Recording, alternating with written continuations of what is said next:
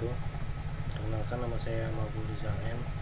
Di sini saya akan menjelaskan pengertian real estate.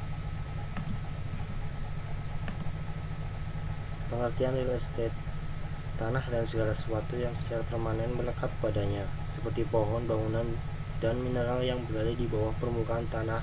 Menurut Kleb dalam Kyle 2005, di Indonesia istilah real estate lebih cenderung ditujukan kepada bentuk suatu lingkungan perumahan yang dilengkapi dengan fasilitasnya. Namun pada dasarnya real estate adalah suatu produk yang dibangun di atas sejumlah lahan atau kawasan. Pengertian properti. Properti adalah setiap entitas fisik atau tidak berwujud yang dimiliki oleh seorang atau bersama-sama oleh sekelompok orang atau badan hukum seperti korporasi. Perbedaan real estate dengan properti. Pada dasarnya tidak ada perbedaan pengertian real estate dengan properti. Istilah real estate memang dipakai untuk beberapa negara, begitupun juga dengan istilah properti. Jadi real estate merupakan properti dan properti pun merupakan real estate. Jenis-jenis properti.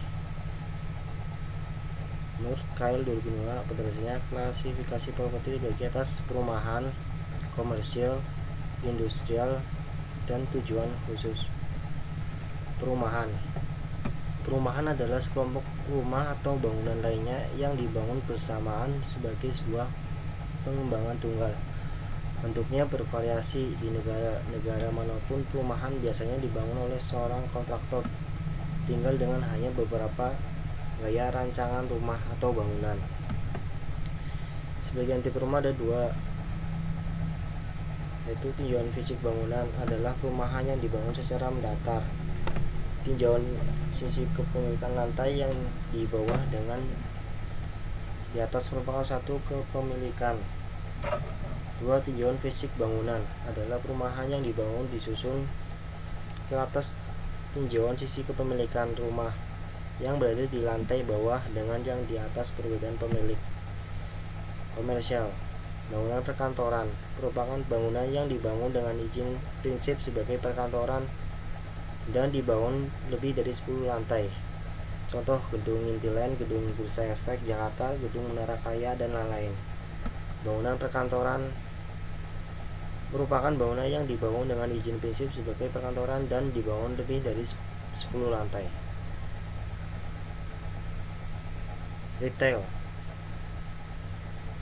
bentuk-bentuk pertokoan, shopping center, trade center, community center, shop house, factory outlet, freestanding building. Pada dasarnya retail property adalah real estate yang peruntukannya untuk perkantoran atau perusahaan, di mana perusahaan yang menempati bangunan tersebut menjual produk atau jasa. Industrial merupakan bangunan industri tempat mengerjakan atau memproduksi produk yang berskala besar seperti pabrik baja, pabrik otomotif. Special purpose building, pada dasarnya bangunan yang termasuk dalam special purpose building merupakan umum yang dapat dipakai oleh siapa saja. Lebih banyak bangunan yang termasuk dalam special purpose building seperti masjid, sekolah, kampus, rumah sakit, community center, hotel, stadion, dan lain-lain. Kata pembagian properti dapat dilihat pada bagian di bawah ini.